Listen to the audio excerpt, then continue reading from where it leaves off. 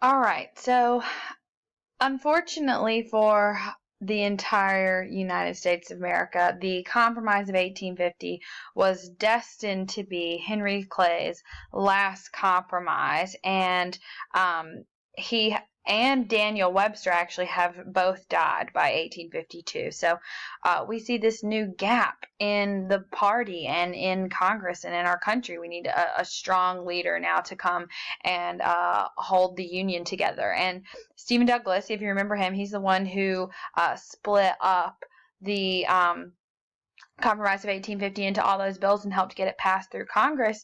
He thinks that he is up to that. Now, we're going to talk about Stephen Douglas a lot this unit, and this is really the one of the big things that really puts him on the political map. So he starts wheeling and dealing and schmoozing and rubbing elbows with all the right people, and he really develops himself a heck of a reputation. He was actually only 5'4". His nickname was the Little Giant because obviously he was a tiny dude, but he had a big personality and a lot of political influence. So Stephen Douglas sets out to sort of make his mark, and one thing that he wants to do is help to build and finish or complete the Transcontinental Railroad. Now, remember, transcontinental means across the state, so we're trying to build a railroad that goes from the Atlantic Ocean over here to the Pacific Ocean. So to do that, we have to build this way, and what would we be building right through but the Nebraska Territory? Okay, we would need to be able to build right through here. So we can't do that when this is unorganized territory. If you remember from all the previous maps, this has just said unorganized territory over and over and over again. It was like a giant brown blob that we never paid any attention to. But now, we've got to do something with it. So Stephen Douglas wants to organize that territory so that we can build this Transcontinental Railroad. And he wants to build a railroad so badly because he represents the state of Illinois. And not only would the railroad also go right through Illinois, but it would make the city of Chicago a huge railway hub and bring it tons of money and business. It would be a great market value to Illinois to be able to get this railroad built.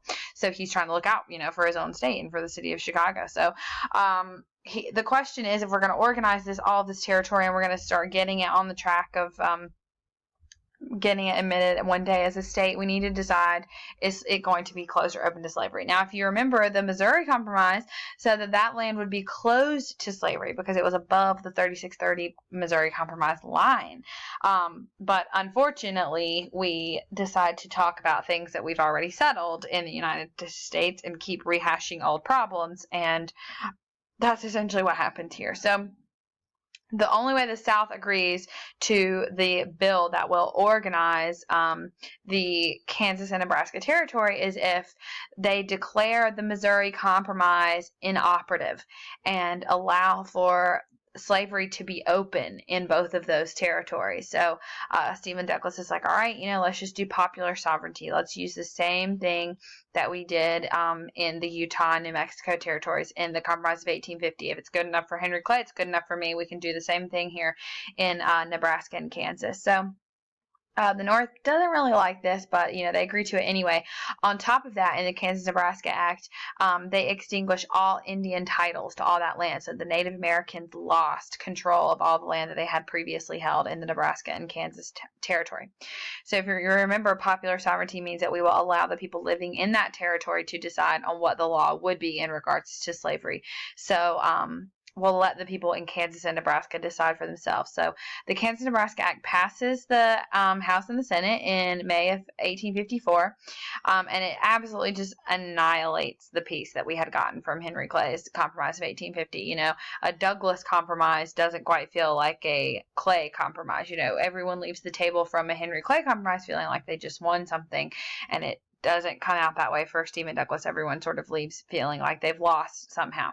So a lot of people just assumed that Nebraska would eventually end up as a free state, but they weren't very concerned with it because it was not nearly as populated as Kansas was, and it was very far away from becoming a state.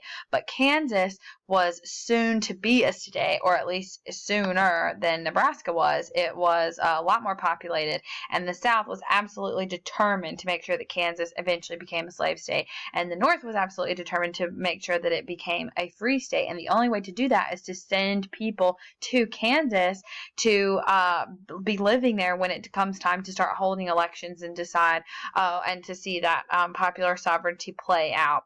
So what we're going to see happen now is a full-on battle between the North and South for Kansas. It's going to cause a lot of problems, as you'll see.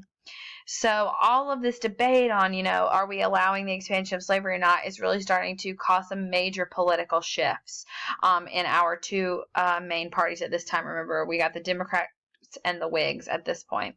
So the Kansas-Nebraska Act was not liked by a lot of the Northern Democrats. They think that it's, a gross violation of the idea of popular sovereignty and of the compromise.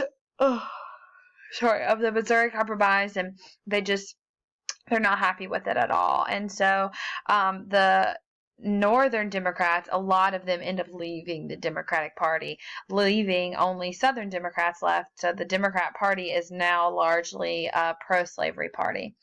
The Whig Party is also fracturing into two groups, the Conscience Whigs and the Cotton Whigs. So the Conscience Whigs are obviously opposed to slavery. You can think of it this way: they have a conscience. They are opposed to slavery for moral reasons. On the other hand, we have Cotton Whigs who strongly support slavery. So Henry Clay and Daniel Webster, had even left the Whig Party without a real leader once they died. And so a lot of people were leaving the Whig Party anyway. So the Cotton Whigs think, the Democratic Party is a perfect place for us now because it's largely pro-slavery people. So the Cotton Whigs end up joining the Democratic Party. So now the Democratic Party is primarily pro-slavery people.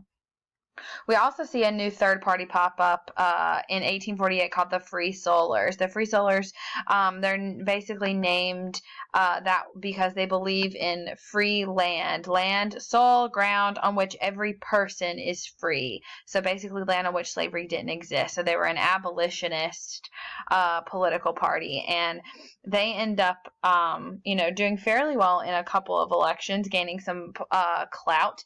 And, who should join them, but obviously the Northern Democrats and the Conscience Whigs, to create one giant anti-slavery party, and that party is going to be the Republican Party.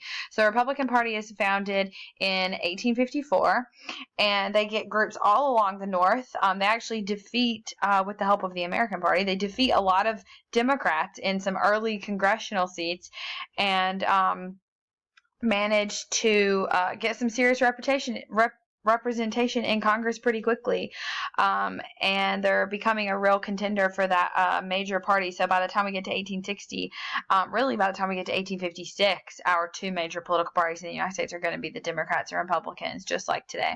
So this is the Republican Party of today.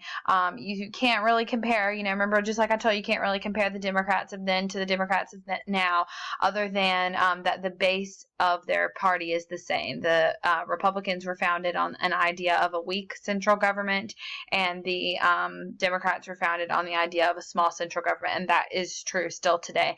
But the way that translates into issues is always different and will be different, forever and ever, because the way that we live and operate here in 2016 is definitely not the same as the way that we were living and operating in 1854. So obviously the most famous and one of the most successful early Republicans is going to be Abraham Lincoln. He's going to be our first Republican president. So the Republican Party demands the immediate repeal of the Kansas-Nebraska Act and the Fugitive Slave Act. So their sort of whole platform, when I say their platform, that basically means that this is the list of things their party wants. Their whole platform is revolving around ending the expansion of slavery and then eventually ending slavery altogether. So it's safe to say that what's going on in Kansas is not going well. Popular sovereignty is not translating out exactly like they wanted it to, not like Stephen Douglas wanted it to. So it's not going to work that citizens would just directly vote on whether or not they wanted to allow slavery. Instead, what would happen is they would vote on a legislature, and then that legislature would either pass a law on whether or not slavery would be legal. So sort of like today, you vote on, instead of voting on whether or not you agree with stricter immigration reform, you would vote on a president or a congressman who believes that, or whether or not you agree with the let's say you don't agree with the TPP, if any of you know what that is. That's a pretty big issue in our election coming up right now. If you don't agree with that, you would want to vote for a candidate who also didn't agree with that. So then, when you vote for that person, you trust that they will then do that when they get into office. That's sort of the idea here with how that popular sovereignty vote will work. So the way that it's going to work is then, that state legislature would write a state constitution, which would either permit or ban slavery.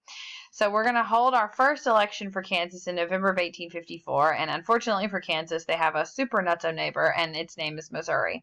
And a bunch of pro-slavery people from Missouri storm into Kansas on election day, threaten violence if they're not allowed to vote. I'll shoot you if you don't give me a ballot. Heck yeah, I'd give them a ballot. I ain't trying to get shot over an election.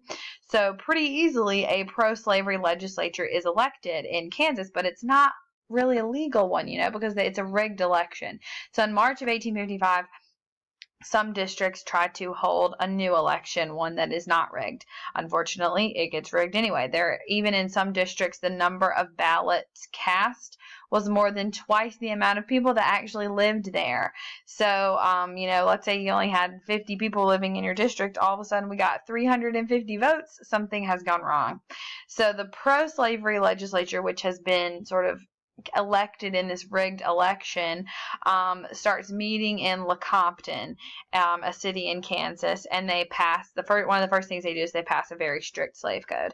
So very early on, they're already setting the precedent that they're going to be a slave state when they become a state. So the free soilers, the anti-slavery people in Kansas, refuse to accept this government as legal, and they get up and they leave and they go start making their own legislature, and they write their own constitution that is going to be anti-slavery.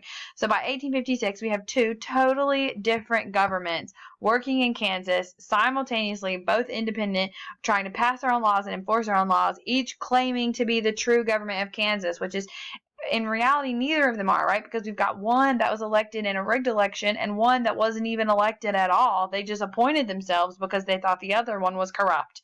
So it's just, like I said, it's a disaster in Kansas at this point.